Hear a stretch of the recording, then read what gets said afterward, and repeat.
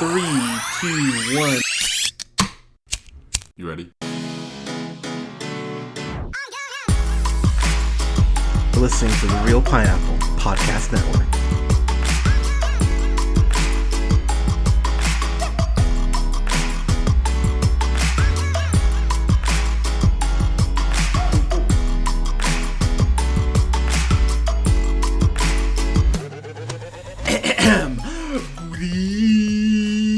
Good evening, everybody. Thank you so much for listening. We are the Real Pineapple. This is Hunter, and I'm here with Colin. Colin, how are you, friend? Oh, you know, just ready to review some super cool movies with my nice African-American buddy. Oh, that's me. Yeah, you. Thanks, man. So I'm just going to say this right now. Sometimes we do try to build some suspense, on what we're reviewing. Like, how do we think about it? We're reviewing Hearts Beat Loud, and I'm just throwing it out there. I adore this movie so fucking much. I'm so excited to talk to you about this movie. Top 10, 2018. I will say okay, I'm gonna drop kind of a bombshell here. Ooh. So I'm gonna drop two bombshells actually. Ooh. So Gonna drop a deuce on everybody. Yeah, exactly. So currently, I'm still finalizing my best and worst of, because we're recording that at the end of the month. I hate doing this, but I have to for this reason. I currently have this at number 10 tied with one other movie. That doesn't count. That one of them's an honorable mention. One of them's an honorable mention. So I have this tied with one other movie currently. This actually knocked Infinity War off the list, if my list stands as it is right now. Damn. I do not have Infinity War in my top 10 as of now. Yeah. And this is like it's like at least my 12th go around on my list. I keep seeing stuff. It's like, oh, that was great, and it's like, oh, damn it. Like, this movie, dude. Okay, so jumping in here, I think one of the biggest crimes in Hollywood, and I truly mean this. It's not even his fault because he did his job. Nick Offerman is such an amazing fucking actor. He's so good in everything he's in. And I really don't... I know everyone obviously goes, Ron Swanson first and foremost. But the guy... whether it's this... he was in the Lego movie too, which he was hilarious. And if you've seen Bad Times at the El Royale, he has a great part in that. But he's also in... he's in The Founder, which I know we were both big fans of. But he's in that movie too, Kings of Summer. I love Kings of Summer. Yeah, it's a great movie. And seriously, if you have not seen this movie, and the thing I love about this podcast, man, is that while we review, stuff like Avengers and stuff like that, we really do shine a light on a lot of indie stuff that I don't think people would hear about otherwise. And honestly, man, this is not only one of my favorite movies of last year, man. This is one of my favorite musical movies ever, because it's bordering on a musical, because obviously it's very heavily entrenched in music, but the way they use music, the score in this, I've been playing the soundtrack for the last week and a half. I listen to at least 3 songs a day off the Hearts Beat Loud soundtrack. I adore this movie. Colin, go ahead. Yeah, I found this movie randomly, thanks to some nice Amazon algorithms. So I like to troll through all the new, to rent and buy movies on Amazon. And this one popped out. They usually have a good handful of indie movies they'll throw on there. And I was like, oh, Ron Swanson. That's cool. I was like, it kind of sounds like one of those movies like Once, or... Yeah. There was another one they did after that, I think... Begin Again, or I forget what the other one was called. Yeah, Begin Again with Mark Ruffalo and Keira Knightley, right? Yeah, that was another music one that was pretty good. Yeah, I love that one too. Yeah. So this kind of falls into that category of just some of them aren't necessarily feel good movies. Some of them like Once is very sad, and it has a sad ending too. It's kind of like a bittersweet end. This is just kind of like a fun, like really heartfelt, feel good movie of Ron Swanson just taking care of his girl before she goes off to college and ditches him like a big mean-hearted person. Because why would you ever want to leave your beautiful dad, who has a great record store? That is true. So I mean, jump into the plot here. So Kiersey Clemons, who you've seen her in a couple things. You've seen her in she was in Neighbors 2. That's right. She was in Neighbors 2 as well. But she was in Dope, which has almost become a ongoing joke on the podcast because we kept saying we're going to review Dope and never got a chance to. So good, though. We'll have to review it at some point. But yeah, she's Diggy in Dope. And I loved her in that too. So she plays Sam, who is obviously the daughter of Ron Swanson, who plays Frank, Nick Offerman. So you find out her mom died. And when you find out how her mom died, I went, wow, that's shitty. How was it again? She gets hit by a car on her bike. Oh yeah, that's right. Yeah, because they bring up later on with Sam that she doesn't know how to ride a bike, and you go, oh, yeah, that would kind of deter you from learning how to ride I wouldn't a bike. like bikes either. Yeah, seriously, as someone who's been hit while on a bike, it's not a great feeling. So I totally get why she was like, I'm cool. Yeah, you don't do too many bikes anymore. I do not. Yeah, because getting hit once was enough for me. But Frank works at it's called Red Hook Records. The record store he runs at, and I will say part of my emotional attachment to this is growing up in a very musician-heavy musical home. But also because Red Hook Records, dude, it took me back to the coast. It totally reminded me of Boo Boo's, and I was just like, oh, Boo Boo Records and San Luis Obispo. I love you, store. And that's really for me as a kid, where so much of my musical taste came from. Whether it's just discovering like the Temptations' greatest hits, or Annie DeFranco, or James Taylor, or The Police. I mean, I could go on and on. Boo's was where I got my records, or when I was a kid. I'd be like, oh, I want this one, I discovered a Alanis Morissette there. I still love Alanis Morissette. I would cry if I met her. But Frank's been working there, I think they say 17 years, and the lady who owns the building is Leslie, who's played by Toni Collette, and can I just say, I love Toni Collette too, man. Like, she's one of those actresses, when I see her in something, I go, sweet, all right, you're in this. Yeah, she's a really good actress. She's really is a delight. And I was a big fan of United States of Terror. I really enjoyed that show. So when I saw she was in this, I went, oh, that's an even more pleasant surprise. And what I appreciated about this, because it's very easy to fall into the, they have to end up together. When it kind of goes that route, there we go, with Leslie and Frank, it doesn't feel like they're forcing it. It feels like a very natural sort of attraction to each other. Because, I mean, who wouldn't be attracted to Nick Offerman? He's a delight. But it feels very earned when they get to that point. I do appreciate the turmoil they have with their relationship, because this random... So, I don't know if this happens to you. I mean, I don't know if this happens with you and your wife when you go out, but one thing I hate is, like, when you turn your back and you're just at a bar and you're with a girl, and, dude, it is like, dudes are like vultures, man. Like, the moment he turns his back, this guy comes up like, oh, hey, Leslie, it's been a while. And I was like, oh, fuck off, dude. Like, they're cooked together.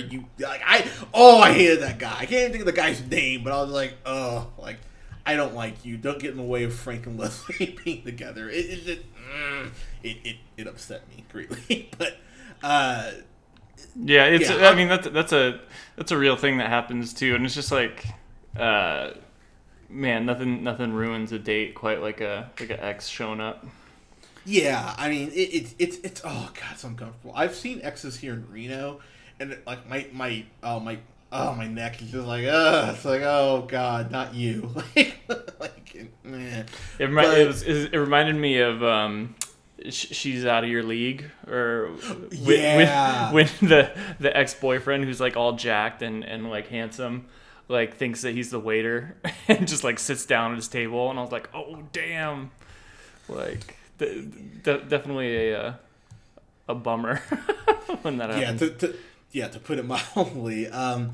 But so just kind of going down the list here. So, like I said, I love Toni Collette. I love Nick Offerman in this. I thought Kiersey Clemens, who plays Sam, she really does have to run the gamut of emotions. There's a point where I don't want to say depressed, because I think that's a little strong. She seems a little lost when we kind of start with her in the movie. She's going to med school, which is awesome, great for her. I think they say UCLA is where she's going, if memory serves. Yeah, but she's just going for undergrad, but yeah, she's going to be pre-med. Yeah, and I think what really drew me to her is that she's angry, but like that teenage anger, like she, you know what I mean? She's just kind of lashing out a little bit because parents not there too, and that's not easy, especially your mom. Yeah, but she's dealing with loss, so she probably just wants to like separate herself from a situation where she has to be constantly reminded of her mom. At least that's one explanation.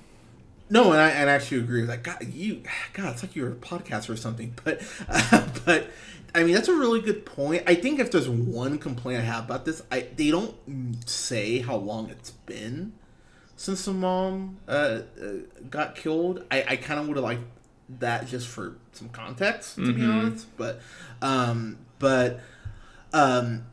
her and Sam though, she's kind of figuring herself out, and so music, it's. Frank has this throwaway line when he's talking with Leslie. He has this throwaway line where he goes, Sam has some pipes, she's got some chops, and he goes, and Leslie kind of retorts back with, "Oh, well, I'm not surprised." And Frank goes, "Oh, well, she didn't get that from me." So clearly, kind of putting the emphasis on, the mom was maybe the first musical influence. I had no idea Nick Offerman could play the drums and play bass. Apparently, I was like, "What?" I was like, "Nick Offerman, you've been holding out." Yeah, he's like a good musician. What was the how did they come to like record the first song? I forget. Because remember they have jam session time. Remember, it's jam session time. Yeah, but what? Time, yeah. So they just recorded it and submitted it to Spotify just on a whim. Well, remember they were just kind of screwing around during jam session, right? Yeah, and he records it and then he just submits it, doesn't tell her, right? Because then he goes like, "Hey, we're on Spotify," and she's kind of like, and Sam's kind of like, "What the hell did you do?" Yeah, because they're like playing it in the cafe or something, right? Like the coffee shop. He has like the new indie mix playing, and he's just like, "Hey, that's my song." Well, he mentions that they're on a playlist with Spoon, and I was sitting there, I went, I know. I was like, "Oh, you are going indie. Good God." I was like, "You do Spoon in there," like, which made me laugh. I was like, "Oh, that's so cool." Yeah, but if you name your band after a spoon, you're indie. Yeah, yeah, exactly. But so they start to actually have some success on Spotify. So of course Frank and Sam end up having the big. There has to be a fight somewhere in this movie, and I will say, romantic comedies drive me nuts with the nothing fight, as Dane Cook would say, where they just argue about nothing. You go, why is this even an argument you guys are having? The fight that Sam and Frank have, it's a very real fight because Frank wants her to maybe put off school for a year and kind of see what happens with the band. Sam obviously wants to go ahead and get out on her own and go ahead and kind of, explore and go to school. So they both have their reasons that are valid, but it's heartbreaking to see them fight because it's near the end of the movie. And what I appreciate is that, and if you have a kid or you are a kid, you're gonna get what I'm about to say. Sometimes there just isn't an apology. Sometimes you just kind of go, all right, you just kind of move on from it. You kind of address it. You go, okay, we both were wrong and both were right, and kind of just move on from it. And I appreciate that there's not a big, I'm sorry too. They just kind of look at each other and they're playing, and they just kind of go, all right, this was shitty, but, we both were, we're coming from a good place, if that makes sense. Kind of your thoughts on that. Yeah. And the whole time, like this movie's going on, there's just the lingering, thought for Frank, Nick Offerman's character, that, his daughter's going across the country, like peacing out. And, he kind of has this last ditch effort of like, no, we can actually be musicians. You don't have to go be a dumb doctor. Yeah. You should just come chill and make songs with me type of, thought in the back of his mind. But he's still just like such a good dad about it all. And like, he knows how tough it was on his daughter growing up without her mother. So like that was like throughout the whole movie, that was like the most touching thing for me, was just like, Frank doesn't want to lose his daughter, but he knows that he has to just let her go and do whatever's best for her. And he's just like a good dude about everything. He's just like a good dad. And even through like the fight, he still keeps everything in perspective, and it all ends up kind of, I think, making him stronger in the long run. Right? No, that's how I feel about it too. And I think, so I will say, Sam throws the first blow here. Because he talks about we could really be a band. She goes, weren't you in a band 20 years ago, and how that turned out? And I was like, okay, no reason to be a bitch. Yeah, it's like, yeah, your mom got hit when she was on a bike. Like, how is that supposed to happen to you? Like, the odds of that aren't very good. Yeah, so I would admit that was something I went, okay, girl, you need to like, you rein it back right now, and yeah, that was pretty. That was a cold blow, low blow. Yeah, it was definitely a low blow, and then it escalates from there. So Frank goes and gets drunk at his local watering hole. Yeah, with Dave. yeah, with great. Ted. Okay, so speaking of people I love, I just started getting to The Good Place. That is a great fucking show. I'm digging The Good Place right now. So that's yet another show I'm starting and fucking is Ted Danson as beautiful in that as he is as Dave the bartender? Yeah, he really is. I love Ted Danson in this. I mean, he's not in it a lot, but he owns his bar and just loves to smoke a bunch of weed. I'm like, oh my god, it's my spirit animal. Yeah, I was like, God, I would go to that bar all the time. Yeah, like if I was a bartender, I'd call it Hunter's Hole because I'm funny. But yeah, and he's like a good he's like a good dude too. He like looks out for Frank when he's drinking too much. He's just like takes the bottle. And you need a bartender like that. Like he's I can't remember why he says. I believe he says something like this isn't a business relationship, I think is what he says. Because Frank's like, just one more shot, and he goes, because Frank goes there after the fight he has with Sam, and then he does and this hurts me because I've been here. Frank goes to Leslie's house. Oh god, I forgot about that. That's so awkward. Because he has he sees them earlier in the movie with that goon who showed up and interrupted their date. Fuck that guy. But he sees them together because he's going to say hi to her, like to her place. He sees them walking together and he goes, well, fuck this. So he goes to Leslie's house. Real drunk.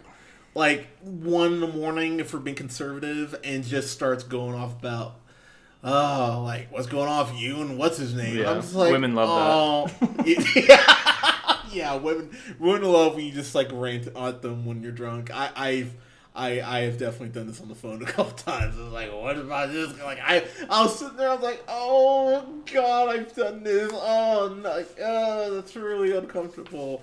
Yeah, that was not the smartest move on his part. Yeah, it's a bad look. But what I'll say though, as we kind of wrap up here, so it's really cool how Sam and Frank end up reconciling. They basically have their first ever concert. Their band name, by the way, is We're Not a Band, which I love that so much. And so indie. Right? It's not as indie as Spoon, but it's pretty indie. It's pretty indie. I actually downloaded like a indie like essentials playlist off Spotify. That's been my playlist for the last couple weeks. I'm just like, yeah, this is also indie, and Oh, I can just imagine being in a coffee shop while listening to this. But, Yeah, you're such a rebel for listening to it outside of the walls of a coffee shop. right? I know. What can I say? But their performance. So they play the song "Hearts Beat Loud," which I'm gonna say I adore that song. Like every song that they play, I love all of this. This is all wonderful. And the girl can sing. Yeah. Kirsten Clemens can actually sing. And Frank, he's such a good musician. Nick Offerman's a really good musician, and you see their chemistry as they're playing together, and they're just having fun. And it comes across like that as the viewer, which made me just even happier. And I just thought about, times of sitting there seeing my dad, up on, playing like bookstores or wherever he was playing. And it really just brought some good musical, very, very admittedly hipster moments of my youth where I went, oh, I remember that. Like, oh. One thing I am going to bring up before I throw it back to you, I appreciate that Sam is... They don't say if she's bi or if she's pan. They don't say her oriented. She's at least bi. I'd probably say just bi. They don't say, again. But she writes a song for this girl she starts seeing, Rose. It's played by Sasha Lane. And... their relationship, I really appreciate that they just didn't hammer it. Like, it wasn't a big sticking point of the movie. It's like, oh, she's dating a girl. Like, they didn't make a huge deal of it. Mm-hmm. You know what I mean? Yeah, they did it in a subtle and kind of, like, elegant way of just making it seem very, like anybody that would have any problem with that, I feel like it would kind of make it all appear, just show how natural it is, just like it's a boy, she's in love with a girl, like there's no difference. Exactly, and it never comes across exploitive, which I was really impressed with. Because I mean, dude, if this was a Michael Bay directing this movie, like it would have been way like it would have been bent over cars Oh my and God. shit. I can't even imagine the Michael Bay version of Hearts Beat Loud. It's not a horrifying concept. I mean, I have no idea how that would play out. It'd be really bad Metallica covers. Yeah, That's what. it'd be a lot of like weird angles on camera shots and explosions for some reason. Yeah, like the guitar explodes. Yeah, or something like that. Lots of lens flare. Yeah. Oh, God, so much lens flare. But I really appreciate though how subtle that was and how it really didn't make a big deal out of it. It was just like, yeah, she's seeing a girl. And one thing, and this is such a subtle thing, but I appreciate that when Sam says the lyric that just made me go, I love this movie. She said, I want to burn your face in the back of my mind. So when in the back of my mind, so I see you when I close my eyes. I was like, oh shit! Like, I heard that lyric. I was like, okay, movie. Now we're cooking with gas, and I just fell more in love with it after that point. But Frank brings up the fact that what she's singing is clearly a love song, and the first thing he says, he goes, "Do you have a girlfriend?" It's not do you have a boyfriend. He immediately goes, "Do you have a girlfriend?" When he knows his daughter, and it's not a big deal to him at all, and that just made me love the movie 1,000 times more. Because, I mean, it's a subtle thing, but I just went, yep, I love that. And, of course, at the end of the movie, she sings that song, the love song, to Rose. And she's looking Rose right in the eyes while she sings the lyric, you told me I was brave, and I'll remember that, which is a callback to a conversation they have laying in bed earlier in the movie. Blake 1 Million Miles, that's the name of the song. She should have just sang the Rose song by Seal. That would have been a better ending. Yeah, Kissed by a Rose. Yeah, Kissed by a Rose by Seal. If they'd have just she's like, no, I have a better song actually. Perfect ending.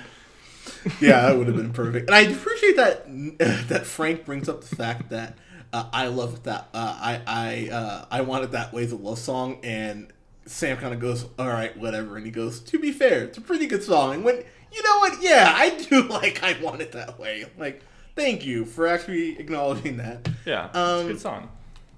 Yeah, right? I just gotta say, dude, My admiration for this movie and genuinely the memories it brought back for me. I will fully admit that influenced my grade, but even taking my no getting emotional. Taking my emotion out of it. This is just a solid movie from top to bottom. Any direction you look at it, and I want to give Brett Haley and Mark Bosch, I want to say is how you say his last name. They actually did they've worked together a lot. They did a movie called I See You in My Dreams back in 2015, which has a 93% on Rotten Tomatoes. They did that Sam Elliott movie, The Hero, that came out a couple years ago. I really enjoyed that movie. I was like, oh, that's them. Okay.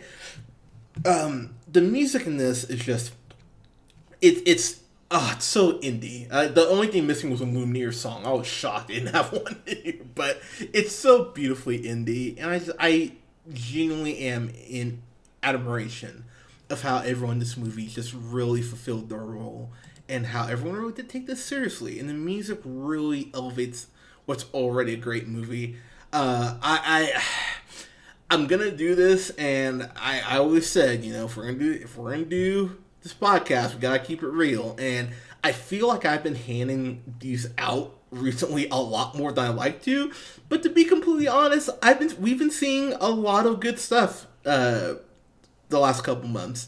Of course, we have Medea coming out in a couple weeks, so that streak will end. But there's been a lot of really good things that we've been seeing and reviewing lately. So you know where I'm going, man. This is a fan-fucking-tastic for me. I love this movie so much. I've actually watched it 3 times start to finish in the last couple weeks. I love this movie. Colin, go ahead, man. Nice. Yeah, man, you love giving out those fan-fucking-tastics. But I'm trying not to, man. I respect it. Like, I've been trying so hard to rein it back, but I sat here and I went, I can't even give this an A+ and feel good about it. Like, I would feel like I'm jipping the movie of the grade it deserves. So, yeah.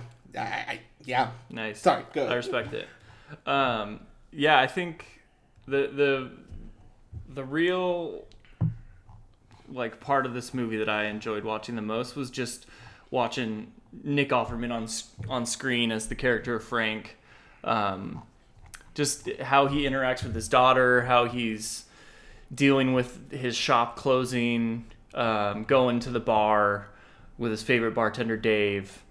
I would watch, I wish this was a TV show. I would love to see, a Netflix series that I could binge watch of just him, if the shop doesn't close and he just keeps on slinging old records and going to the bar. You could make a great sitcom out of that.